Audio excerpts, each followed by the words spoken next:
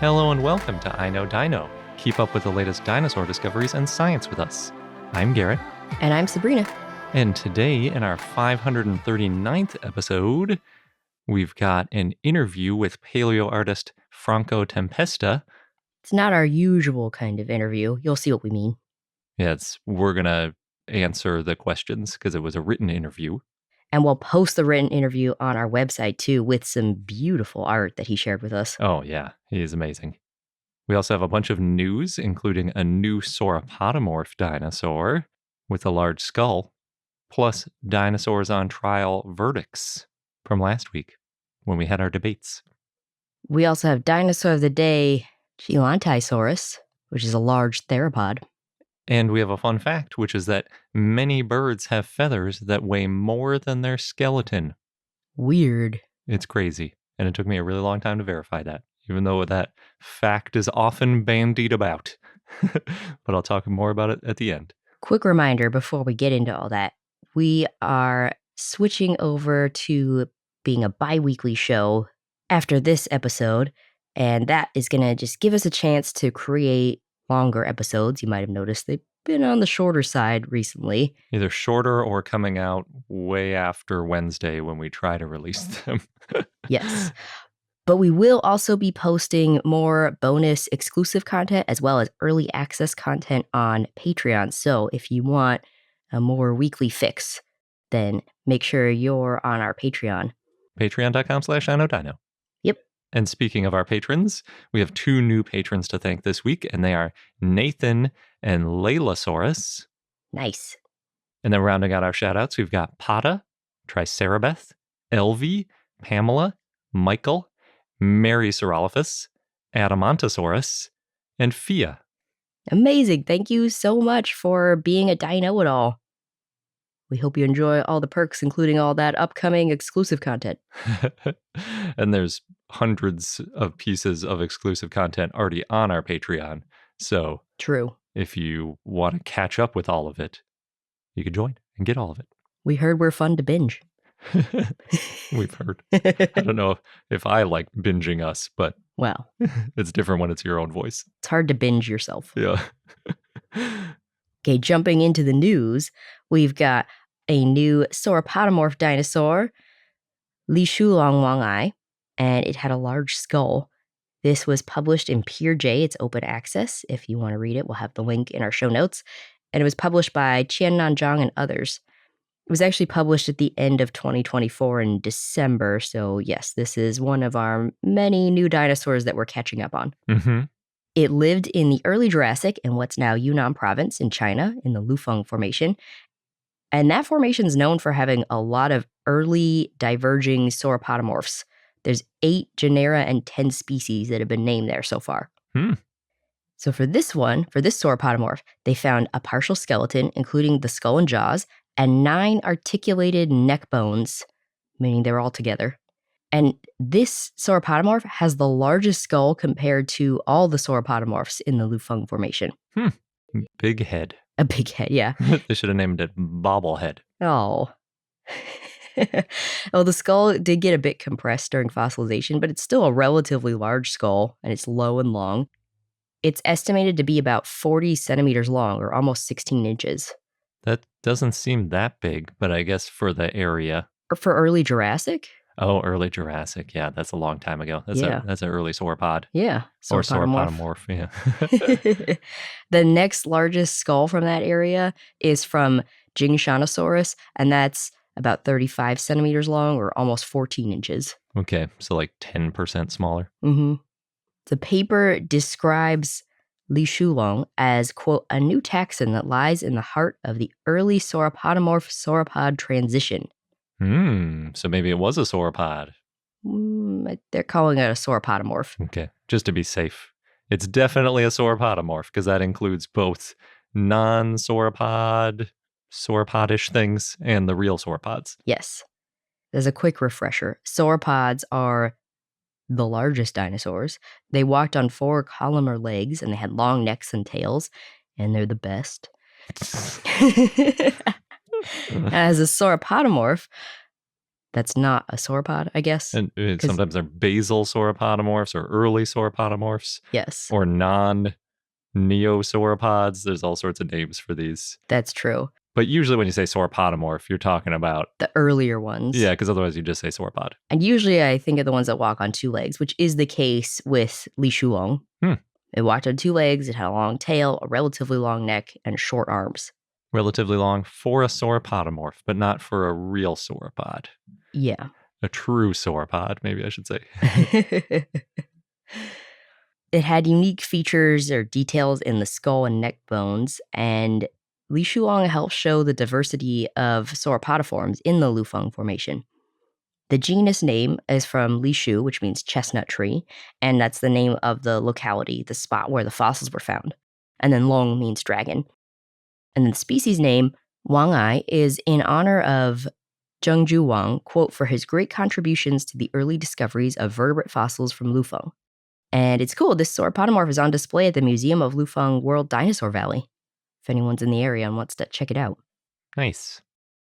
Speaking of museums, just want to do a quick mention. You might have remembered a few episodes ago, we shared Brosis Girl's lovely review of the Edelman Fossil Park and Museum in New Jersey, and I'm happy to give a quick update that she's posted a bunch of photos of the museum on Instagram and Facebook so you can check it out for yourself. If you're not able to go anytime soon, or if you want to see what it looks like before deciding to go, which you should go. Yeah. Or you could also go to Instagram and go to Grector29 or Facebook. Look out for Gretchen.Rector. We'll have the links in our show notes, so you can go directly from there too. And you could just see so many great details of the museum in the photos. It's almost as good as being there. I say that as someone who won't be able to visit for a long time. Yeah. I really like the image, well, the images of the Dryptosaurus with some feathers. And then, of course, you've got the sauropod Astrodon stomping on the Acrocanthosaurus. Go sauropods. You're making this a very sauropod heavy episode, aren't you? Well, our dinosaur of the day is a theropod, so I'm trying to balance. Okay, good. So thank you, Brosis Girl, for sharing, well, your review and also the photos with us. We have the results of our polls from last week from our Dinosaurs on Trial segment. The first question that we posted was the same one that we debated first, which was if the Ankylosaurus is guilty of cruelty in walking with dinosaurs for potentially mortally wounding a Tyrannosaurus mother. And I argued that no, it was not guilty. Sabrina argued it was guilty. And I won. You did win. Guilty. I wish I had a gavel. I still don't understand why it's guilty entirely. I guess it's because the Ankylosaurus approached the mom and the babies and not the other way around. But I don't know. It really seems like the Ankylosaurus was just going about its business and the T-Rex tried to bite it. I mean, in the comments, people point out that the Tyrannosaurus got too close. The Ankylosaurus was just holding its ground. The Ankylosaurus doesn't have much of a brain, so it was just defending itself, going off instinct. Yeah. But then some other comments that are interesting, and I think we left this out when we were arguing about it, is that ultimately, does it even matter because the asteroid hits? Well, yeah.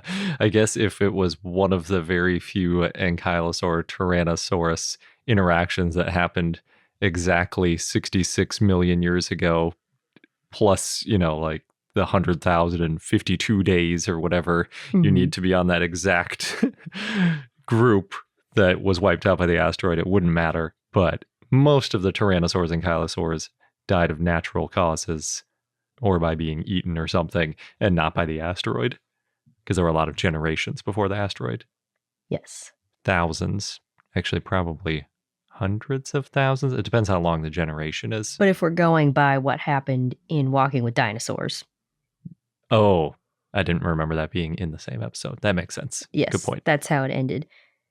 And as Dilophosaur Rob said, did the Ankylosaurus cunningly wait until this moment to commit the murder so that the impactor would destroy the evidence? There are a lot of great... That is I a good can't- point. I should have found that and said, well, it wasn't cruelty because they didn't grow up without a parent because no dinosaurs grew up after that.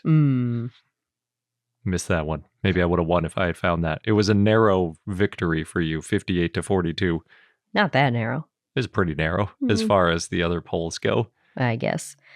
I really enjoyed reading all of the comments. It would take us too long to reread all of these, but if you are a patron, I encourage you to go. It continues the debate. Mm-hmm.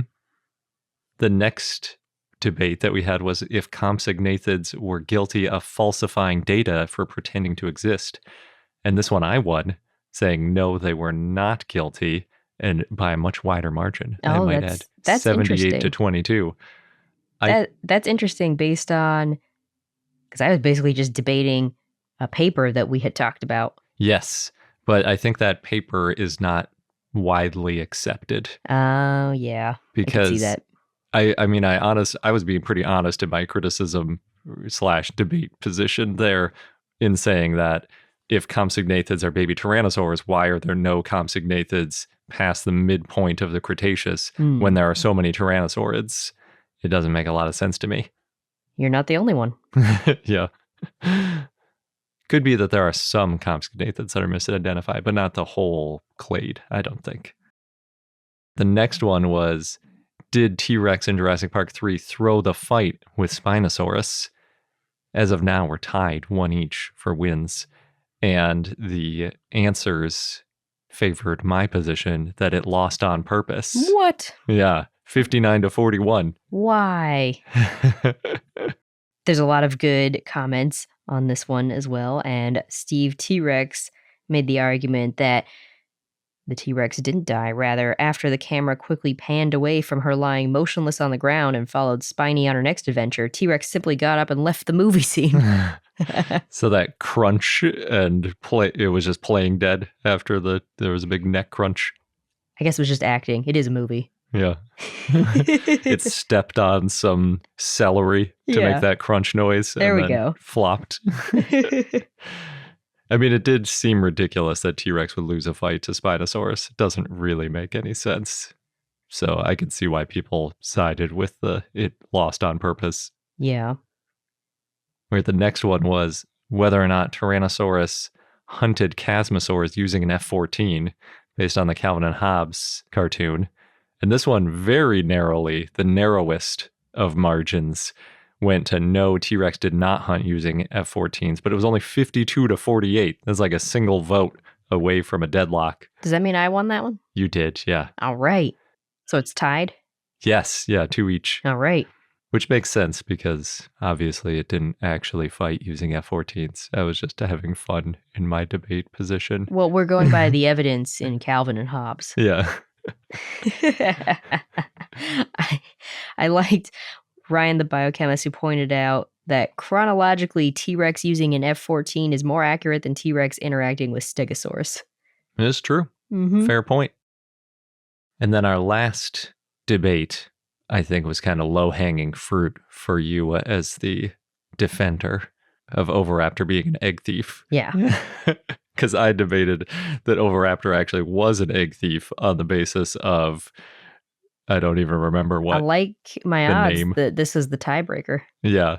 So that one went 90-10. No, Oviraptor was not an egg thief. Yes. Which is an overwhelming scientific consensus. And like you pointed out, was even alluded to in the original paper. Mm-hmm. Plus the fact that it was thought to be eating ceratopsian eggs. And we know that this shape of egg was not from a ceratopsian and was from some sort of oviraptorid. The only way that it made any sense was my take that maybe it was a cannibal or it was eating another species of oviraptorids. Maybe, or eggs. It could be like what Tyrant King says, that nothing would have prevented it from stealing eggs, but behavior doesn't fossilize. So he said, I don't think we can pass such judgment. Yeah.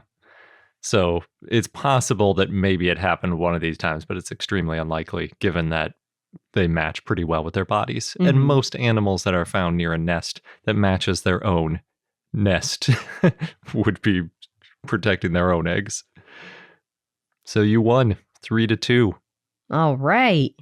Well, good. We'll have to keep this going because we've got a lot more dinosaurs to put on trial. Yeah. It sort of evens things out since I won the dino duels. Oh, we're going to start doing that now? How many contests total? Yeah. The one I'm most surprised by is that the Ankylosaurus guilty of cruelty went to yes, it was guilty of cruelty. I'm not at all surprised. Who doesn't take the herbivore side when it's getting attacked by a predator? I guess T-Rex is really popular. Think of the sauropods and the turtles, those murderous turtles, and yet lots of people seem to think that it's the sauropods at fault. You know what, though? I'm going to save that because that's one of the dinosaurs going on trial. Mm-hmm. Yeah. Poor Ankylosaurus. I think what that proves is that T-Rex is more popular than Ankylosaurus. It might be the same case with T-Rex and Spinosaurus. That's why it's seen as, yeah, T-Rex was definitely stronger, and there's no way it could have actually lost. Maybe. I don't know, because going back to our dino duels, T-Rex didn't win.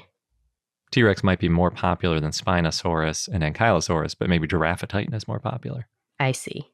Seems unlikely, but maybe. All right, stay tuned for more of these dinosaurs on trial in a future episode. Dun, dun, dun. And we'll get into our interview in just a moment, but first we're going to pause for a quick sponsor break.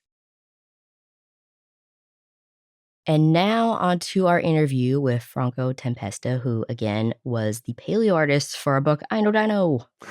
Yep. Available now. Yes.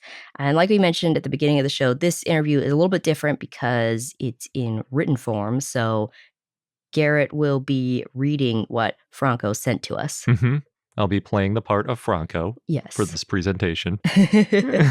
And if you want to read the interview for yourself, as well as see the amazing images that he sent to go along with it, then we will be posting a link on our website at iknowdino.com, and it'll also be in the show notes. So I just want to give a quick intro first. So Franco Tempesta was born in Milan, Italy. Since he was a child, he loved drawing animals, dinosaurs, and dragons. Specializing in naturalistic illustration, in the last 20 years, he has focused his attention on the realization of realistic images of dinosaurs and prehistoric animals. He's collaborated with national and foreign publishers such as National Geographic, Smithsonian Institute, Random House, Readerlink, Firecrest Publishing, GeoWorld, Florus, Mondadori, and other important publishers and advertising agencies in Italy. And he loves his sons, nature, especially the sea, scuba diving, his motorbike, and traveling. And we were very lucky, again, to have Franco illustrate our National Geographic Kids book. And he did an amazing job depicting how our understanding of dinosaurs has changed over the past 200 years. So that's why we wanted to highlight him and his work. And you can learn more about Franco Tempesta and his art at his website. That's francotempesta.eu. So our first question to him was, what's your favorite paleo art you've made and why? And again, Garrett is playing the part of Franco. Yeah, so Franco said, my favorite is a black and white illustration, The Great Battle. It depicts the attack by a group of adult and subadult Allosaurus fragilis against a huge Barosaurus lentus. We are in the Jurassic Morrison Formation. This image was inspired by an incredible diorama seen during one of my visits to the Salt Lake City Natural History Museum in 2016. There were all these skeletons of Allosaurus of different ages surrounding and attacking the skeleton of a huge Barosaurus. I had just won the Lanzendorf-National Geographic Prize for PaleoArt, and trying to put that incredible scene at the museum into art excited me so much, to the point that I started throwing ideas on paper already during the flight back to Italy. Sounds like some inspiration. It does, and we were at that SVP where he won that award. I think that was our first SVP. It was. When he won that award, and it is a really cool piece of art. So in a way, the first amazing paleo art that we ever saw in a professional setting was Franco's art. That's true. And not long before he was at that museum, we were also at that museum, and we love a different Allosaurus display. At the Salt Lake City Natural History Museum, they have a whole thing on the Cleveland Lloyd Quarry. Oh, yeah. I remember that. It's a giant assemblage of different Allosaurus that all are together in one big death blob. Death blob. I guess bone bed is the more technical term. Yeah. Death blob, bone bed. Yeah. Same thing. I don't remember the Barosaurus being attacked by Allosaurus, but I wonder if it's inspired by the same thing. Could be. There are a lot of Allosaurus to go around in Utah. Yes. But back to our interview with Franco. Yeah. So our next question was, speaking of the Lanzendorf Prize, can you tell us about your piece that won the John J. Lanzendorf-National Geographic PaleoArt Prize for 2D art in 2016, Tyrannosaurus Rex couple versus Dakotaraptor pack? What inspired it? How long did it take to create? Is there anything about the process of creating it that stood out?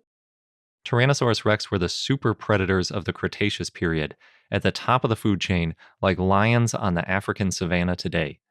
Probably like lions, who often have to defend their hunting booty from hyenas, who try to steal it from them by relying on their strength of a pack, tyrannosaurs could also find themselves in trouble when faced with a large group of fearsome Dakotaraptor, huge, ferocious raptors well armed with sharp teeth and claws up to 20 centimeters long, which is about 8 inches, in case you're wondering. I am very attached to this work, not only because of the recognition it received with the Lanzendorf, but also because of the research work and study it involved. Yes, and he shared with us a preparatory sketch as well as the finalized version, which you can see on the blog post. And oh man, that sketch is better than I can do. My finalized versions. Yeah. Yeah, he is extremely talented. And like we said, we saw this final version at our first SVP and we're really impressed by it. And it's got Dakotaraptor, which is such a cool animal. Possibly a chimera now, unfortunately, Mhm. but still a beautiful piece of art. And the point stands that tyrannosaurs or other large predators may have had to deal with this sort of situation where raptors in a group or another sort of predator might try to outnumber them in a group and get strength in numbers versus one huge imposing figure. Mhm. So it's cool to imagine that scene, and seeing it in art is really neat. Yeah. Well, our next question for him was, what is your process for creating paleo art? What sort of research do you do? Let's say it depends whether we are talking about a commission or my own personal research work, at least in terms of finding the subject and type of scene I want to realize. In the case of a commission for a book, I Know Dino, for example, after reading the brief and the publisher's indications, I start from a simple rough or sketch on paper.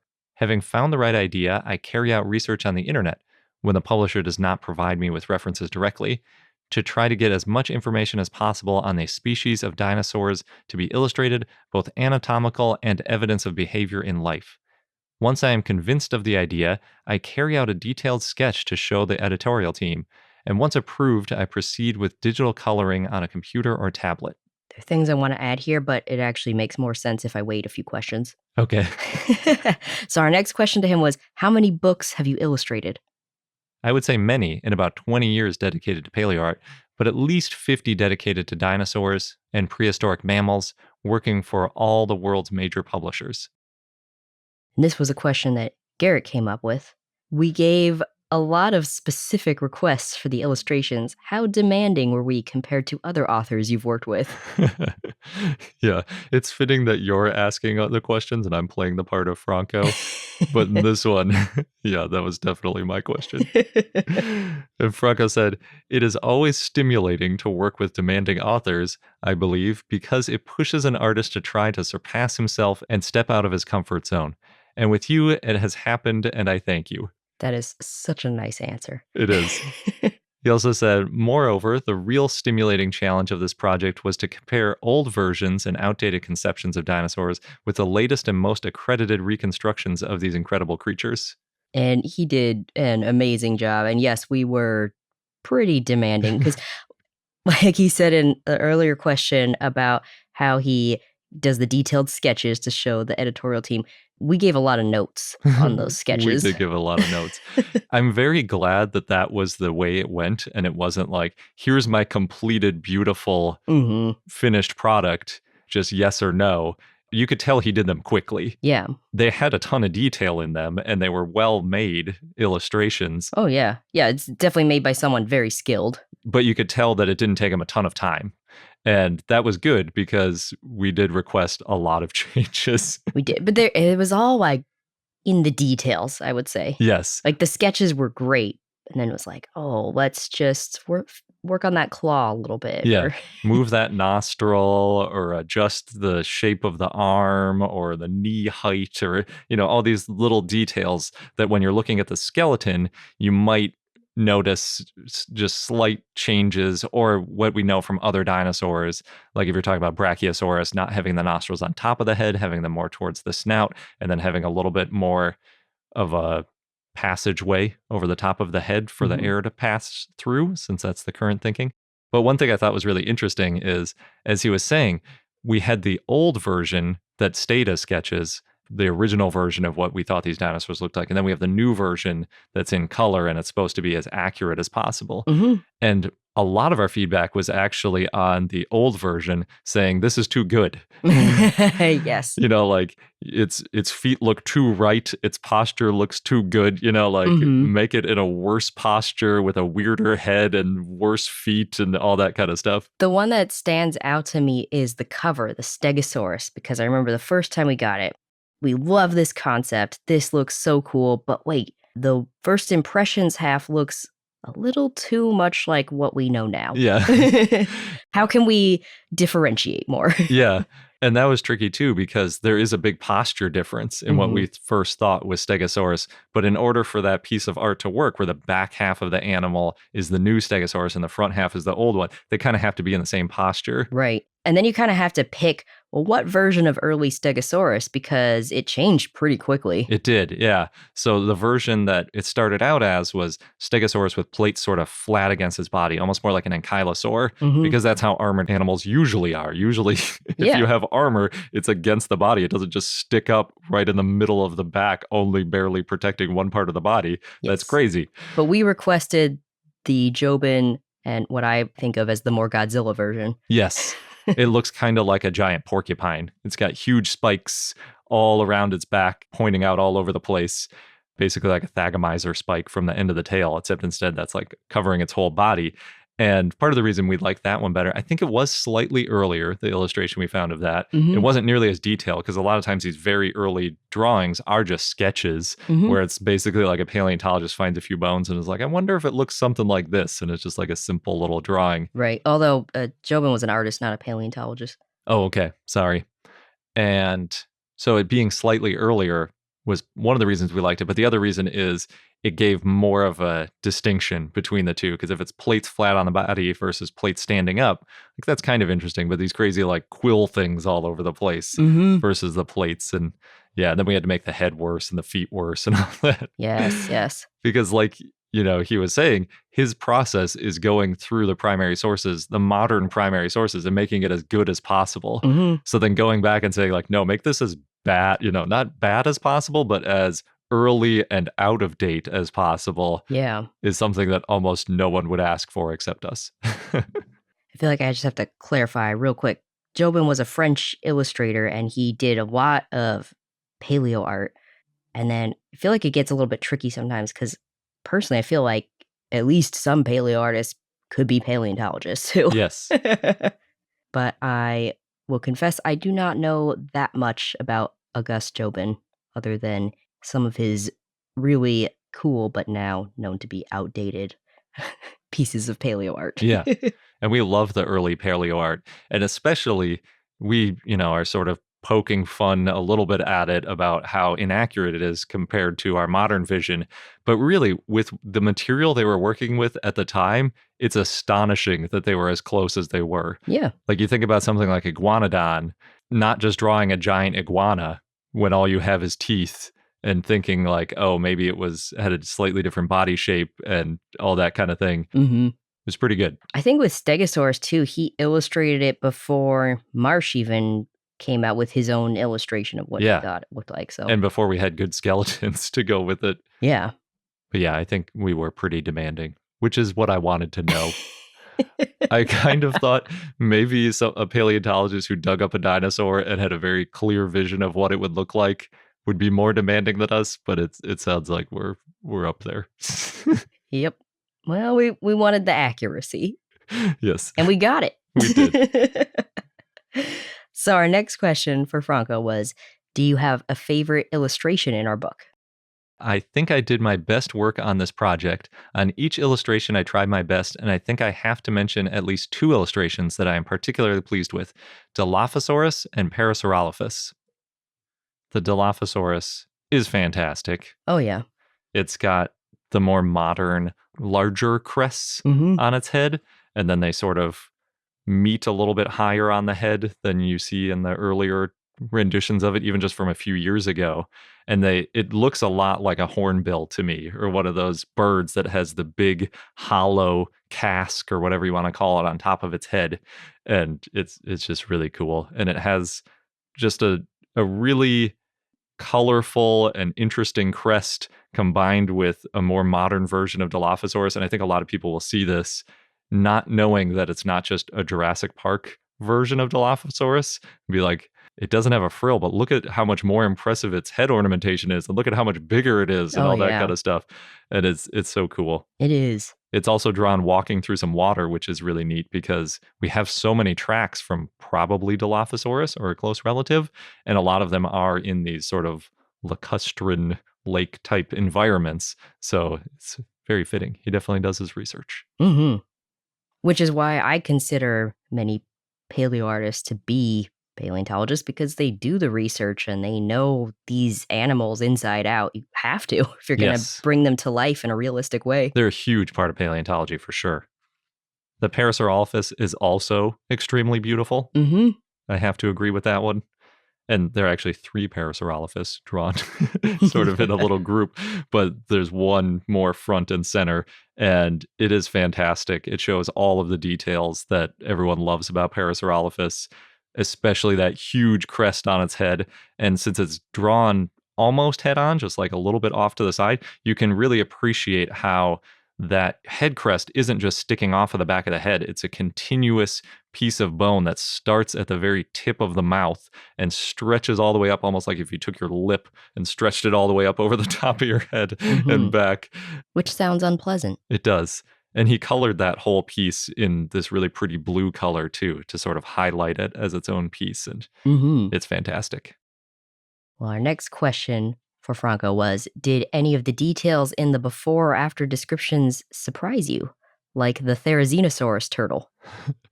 And he said, oh yeah, that was really weird. But also the Stegosaurus we used for the cover and Megalosaurus old style, closer to bear than a dinosaur. Incredible how much our idea of these animals has changed.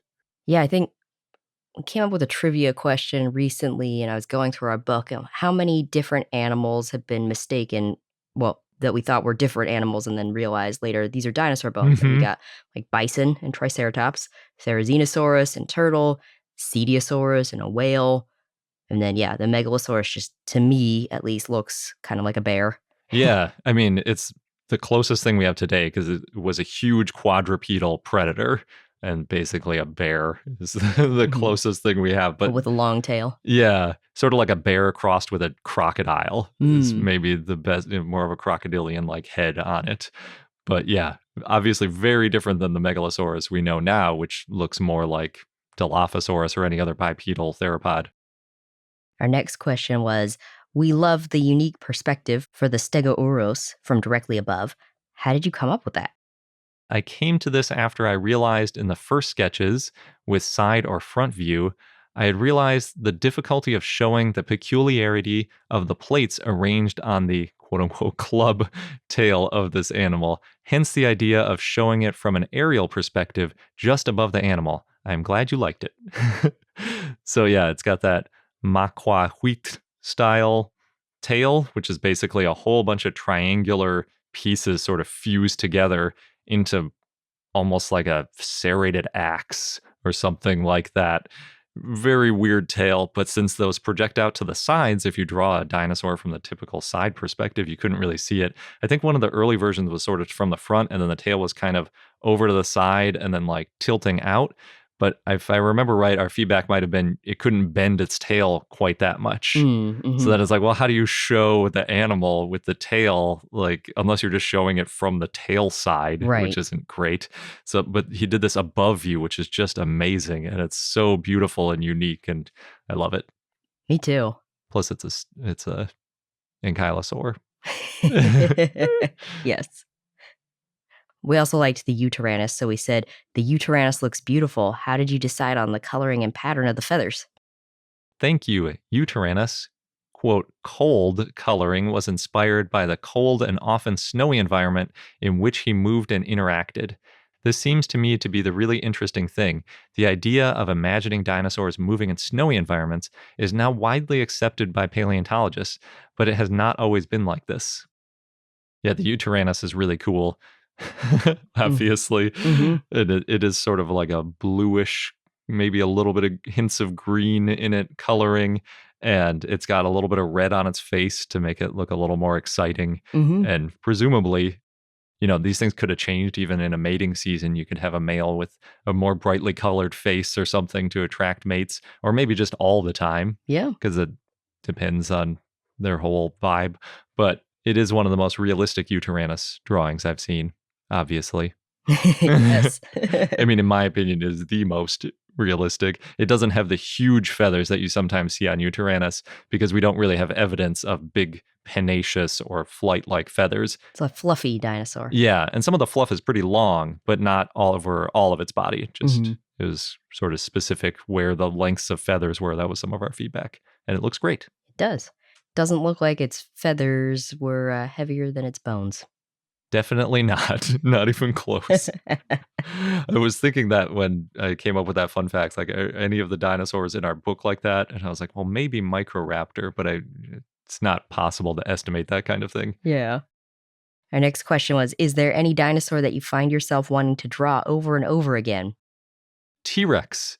It is always my favorite one. You know what? That one makes a lot of sense to me, especially because the research keeps coming out and what we think it looks like changes. So that'd be a lot of fun trying out the different changes. Yeah, it has changed a ton. And you're right that year to year, you might have more feathers, less feathers. Lips. Yeah, lips, all sorts of changes. Not even getting into whether or not you want to split out different individual specimens as new genera, and that might change what you consider to be actually the Tyrannosaurus look. But we like Tyrannosaurus so much that we have 2 spreads in our book for it. We do. There's only 2 dinosaurs with 2 spreads in the book. It's Tyrannosaurus and Spinosaurus. Yep. And it's because they've both changed so much and there's so much to say about them. So for both of them, there's a full 2-page spread that has a big old sketch of what we originally thought it looked like. Yes. And then an even bigger drawing fully illustrated on the next page of our modern reconstruction of what it looked like. Oh, you know what? I misspoke. Dinosaurus also has a 2 spread. So we got 3 of them. 3 of them. And Spinosaurus was the only one we knew going in that was going to have extra space. But then when we started writing these other dinosaurs, like, oh, there's way too much to say. Yeah, because Spinosaurus was the first thing we wrote. And we weren't sure how many dinosaurs there were going to be in a book like this. And that was what was sent out to publishers. But yeah, the concept came from how much Spinosaurus has changed. And the really interesting stories behind how we've discovered these things. Like Nizar Ibrahim, Ernst Stromer, everybody involved with it. Yes. But in case you're wondering, our T-Rex does have lips, and it has a tiny bit of fuzz, but very little. Just a hint of fuzz. It's a little bit of a hedge. Maybe it's got as much feather in proportion to paleontologists that think it has feathers. Maybe like 5% of paleontologists think it has feathers, so 5% feathered. I'm going to go with that. There we go. Our next question was, anything else you would like to share about your work? He said, I hope the passion and enthusiasm that I still find in drawing these incredible creatures of our past comes through in my work. I think it does. Definitely shows. Yes, it does. And our last question to Franco was, where can people find your work if they want to purchase it? So we already mentioned one of them. It's on his official website, francotempesta.eu, and we'll have a link in our show notes for that as well. You can also find it in various galleries, in some of which you can purchase originals.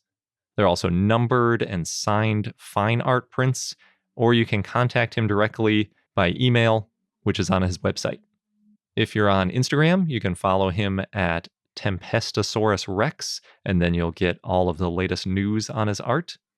We'll have a link there too, and it's Tempestosaurus_Rex. Yes. And he also does art commissions, so you can email him for that if you're interested. Yep. And again, email's on his website. So thank you again so much, Franco, for working on our book, giving us this interview. It's I love hearing about people's processes and experiences and, well, just generally talking to people about their dinosaur passions. Yes. Yeah. And I know we gave a lot of feedback over. As a demanding author. Yes. I was a little bit worried because we would add our feedback and our expert reviewers would add their feedback. And a lot of times it felt like we were being really harsh or like overly critical because we would be picking apart all these little details that probably don't matter that much. And, it's just like, do we really need to say all this stuff? But I think the end result is fantastic. Yes. And I'm glad that he didn't just quit. Yes. I think there was so much that we loved about it. So we also tried to include the things we loved about it. But then sometimes that might have given a mixed message. So it might have been confusing. Yes. Yeah, I think so too. So then in later responses, we would be a little more specific about what to change. And we didn't always say like, this is nearly perfect. Yeah. But these minor changes. So yeah. Thanks, Franco. Yes. We love your style. And we'll get into our dinosaur of the day in just a moment. But first, we're going to pause for a quick sponsor break. And now on to our dinosaur of the day, Chilantaisaurus, which was a request from PaleoMike716 via our Patreon and Discord. So thank you. It was a theropod. I told you I would get into theropods. That lived in the Late Cretaceous in what is now China, found in the Ulansuhai Formation. And being a theropod, it walked on two legs. It had a long head and sharp teeth and a long tail and long arms and large claws on its hands. This almost sounds like the big bad wolf or something. Everything about it is large and sharp. long and yeah. What was large is estimated to be about 36 feet or 11 meters long and weigh 2.5 to 4 metric tons. There's other estimates that it was 6 metric tons, but that's based on its femur length being similar to Tyrannosaurus. I was thinking 2.5 tons is pretty light for 36 feet, but that's the lower end. Yeah. You had to take into account all the feathers, if there were feathers. Yeah. I'm just alluding to your fun fact for later. Yeah. Could add a few pounds, I guess. Now, the holotype found includes a right tibia, that's the lower leg bone, a claw on the first finger, and part of the femora, the thigh bones, as well as part of the hips. The claws were described as strong with a sharp curve. The claw on the first finger is similar to Spinosauroids. It's large and long. These fossils were found back in 1960, and then they were described in 1964 by Hu. The type and only species is Chilantaisaurus tashwacoensis, and that genus name means Chilantai salt lake. It's been a bit confusing classifying Chilantaisaurus. It's been considered to be a carnosaur related to Allosaurus, a Spinosaur because of its large claws, and also a Coelurosaur. That's the group that includes like tyrannosaurs and birds. There have been other species named in the past, but they're not for certain. There's quote-unquote Chilantaisaurus sibiricus. That was based on just one foot bone. And then other species have been reclassified, like Chilantaisaurus maurtuensis, which was reclassified in 2009 as Lishulong maurtuensis. That's the shark-toothed dragon that lived in the early Cretaceous. And then there was Chilantaisaurus zhuoxiangensis, that was based on foot bones and part of a lower leg bone, and it's now known to be a therizinosaur. A little bit different. Yeah. Well, the large claws, I guess, makes sense. Yeah. Well, in that one, they knew the foot bones and the leg bones. Okay. But still. Some other dinosaurs that lived around the same time and place include the pachycephalosaur cynocephaly and the ornithomimid Cynornithomimus. That's an interesting one. I've never heard of it before. Chilantaisaurus. Mm-hmm. But it sounds pretty significant. If it's that big, and it's got big claws, it's pretty cool. It is. And our fun fact of the day is that many birds have feathers that weigh more than their skeleton. I was thinking about this because we talked a lot about feathers in our book. Which dinosaurs had feathers? Were they big, stiff flight feathers or fluffy, downy feathers? How much of the body did the feathers cover? What color were the feathers? The list goes on and on. Many of those questions for which we do not have any answers for most dinosaurs. Maybe someday. There's a lot of room for interpretation and artistic license. Yes. Which Franco did a good job with. The beauty of what we know now is Now's always changing. True. One thing we didn't talk about in the book is how much feathers weigh. Peacocks seem like an obvious place to start. If you Google, how much does a peacock feather weigh? You will get the answer 300 grams, which is over a half a pound. But that is a lie. Oh. Complete lie. A lot of places cite that number. Oh, no. That's more the weight of the entire train of peacock feathers, not a feather, which is a pretty big distinction. Yes. Yes. I did find a study on peacock feathers from 2020 in Bangladesh National Zoo. Their heaviest feather was measured at 3.17 grams, so about 100th of what you get if you Google it, although the average was under 3 grams. Just for the record, that's not the feather that has the eye, the pretty blue thing on it. It's a different part of the feather that's actually a little bit longer and stiffer. So heavier, probably. Yeah, so they weigh a little bit more. I think the eye feathers are more like 2 grams or 2.5 grams. Another bird with very big, heavy feathers is the ostrich. They have these huge, typically white feathers at the ends of their wings. And since they don't fly, the feathers can be quite heavy and still serve their purpose, mostly impressing mates and scaring off threats. Their feathers, from what I could tell, can reach about 30 inches or about 70 centimeters long. That makes sense from the ostriches I've seen. Yeah. They're very big. I never put that into context on its own as an individual feather before, but that's a huge feather. I couldn't really find any studies on this per se, but I found a lot of people selling ostrich feathers, and one of the main categories is the 24 to 30 inch feather variety, which is where I got that 30 inch number from. But I don't know for sure a lot of the details. It's hard to find a weight for these feathers because apparently no one but me cares. However, if you do know how much a really big ostrich feather weighs, you can let us know at bit.ly/dino questions because I'm curious. The best I could do was find listings for ostrich feathers for sale. Nobody lists an individual feather how much it weighs because it's not relevant for shipping because they're pretty light. But if you buy... Light as a feather, one might say. One might. But if you buy a 50-pack of big ostrich feathers, they weigh about half a pound, which is 227 grams. One feather then would weigh about 4.5 grams. More than a peacock. Yes. And I did find a lot of people saying the heaviest feathers are probably ostrich feathers from people that spend a lot of time with birds. So that seems to line up there.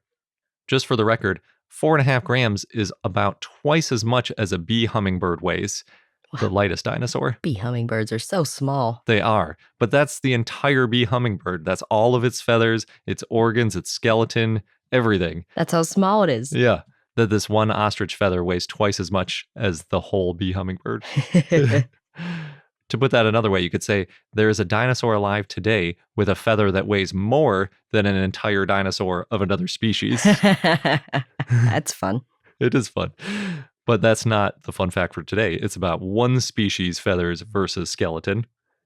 So modern birds and many dinosaurs have something in common, which is quote-unquote hollow bones, or more precisely, pneumatized skeletons.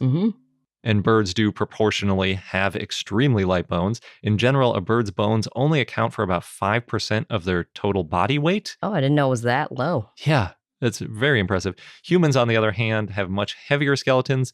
The common number for us is 14% of our body weight. So proportionally 3 times more bone weight than a bird. And we don't fly. We don't have to fly, yeah. I did have a hard time finding a peer-reviewed study on the comparison between the weight of a bird's bones and feathers, because everyone just seems to accept it as fact and saying something like many birds or most birds have feathers that weigh more than their skeleton without naming a bird, because that's like the cheaty way to do it. But I eventually found an issue of the Wilson Bulletin from 1955 that weighed all of the parts of a bald eagle. The author collected a bald eagle in Florida in 1953 and then meticulously dissected it and documented the feathers and all the other parts of the body and exactly how much they weighed. Wow. He also counted out all the feathers. There were 7,182 feathers. Ooh. 2,175 are from the head alone. Wow. Which is kind of funny since it's called the bald eagle and it's got over 2,000 feathers on its head. They're Good white, point. which is what sort of makes it look bald, but yeah, it's weird. 1,200-ish were on the left wing, almost 1,400 on the right wing. So there Oh, was asymmetrical. a little bit, yeah. Also, I wonder how many times he did this count. Yeah. Was it just once and then wrote it down? Probably, because that's a lot of feathers to count. It is. Hopefully he didn't lose count. Yeah. I think the real purpose was the weight. So it was probably just like as you're plucking them out, you might as well count them too. Yeah. The feathers in total weighed 677 grams, which is over a pound, and accounted for over 16% of its weight. Oh, that is more than the skeleton. I mean, proportionally, that's more than even our skeleton weighs in our body. So it's not just like, well, they have really light bones. Yeah. They have a lot of feathers. The skeleton of an eagle, this bald eagle in particular, only weighed 272 grams, which is just 6.7% of its weight. So at least in this bald eagle, the feathers weighed about 2.5 times as much as the skeleton. Ugh. More than twice as heavy. Amazing. Yeah. For the record, most of its weight is in its muscles and nervous system tissue, about 2,360 grams, or 58% of its weight. Yeah, they're really muscly. And the main pectoral muscle, which is used for flight, alone, just the one muscle or pair of muscles, weighs 646 grams, which is almost 16% of its body weight, about the same of all its feathers. So it's all feathers and muscle. Yeah. Isn't that mostly, crazy? Yeah. They're mostly muscle, and then the next most common thing is feathers, and then you have like skeleton and organs are like an afterthought in terms of the, priority in a bird. Wow. It kind of explains too why when we're talking about dinosaurs or we're talking about birds and it's like, oh, this eagle weighs 8 pounds, and that doesn't sound like that much because we're used to like a cat or a dog or something, an 8-pound variety not being that impressive. But they just punch so far above their weight because they're so muscly and they're so well adapted for this light weight that a pound goes a lot farther in a bird than it does in a mammal. Yes. But yeah, you can now confidently say that many birds, or you could just say the bald eagle, because that's the one I could confirm, have feathers that weigh more than their skeleton. Someone should do this for the peacock. I think with the peacock, their skeleton probably, yeah, their feathers definitely weigh more than their skeleton too. But I want to know how many feathers. Somebody count. Oh, you want to know how many feathers it has like on its head versus its body and its tail? Yeah. The head feathers are so tiny that would just be awful to count. Can you imagine counting 2,000 feathers off of a bird's head? No, that's why I want someone else to do it. Yeah. And peacocks are very beautiful. They have very fine feathers that give that like silky, smooth look to them. Female peacocks, probably lighter. Yes, definitely. And not just because they're smaller. Are they even smaller? Yeah. Peahens are a little smaller. But they, have way less feathers. All right. Well, I really like bringing up birds lately. Well, they're modern dinosaurs. They are. Well, that wraps up this episode of I Know Dino. Thank you for listening. As a quick reminder, we are switching to bi-weekly, so we will not have a new episode next week, although we will, I don't want to promise, but the plan is to have some exclusive content on Patreon. There's likely exclusive content on Patreon being released next week. Because again, going forward, we're going to be bi-weekly here so we can have longer, more in-depth episodes. And then on Patreon, we're going to be posting more regular bonus exclusive, and we'll have early access content there. So make sure you join patreon.com/iknowdino. Thanks again, and until next time.